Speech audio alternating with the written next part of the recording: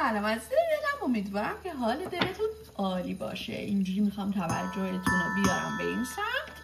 برای اینکه انرژیتون بیفته روی فال، کانال رو باید صاف کنید و میخوایم ببینیم که حرف دل کات شده بهت امروز چی هستش. آیا هنوز بهت فکر میکنه؟ آیا هنوز حسی بهت داره یا نه؟ 3 بار اسمش رو توی ذهنت تکرار کن تا بریم انرژیش رو بخونیم.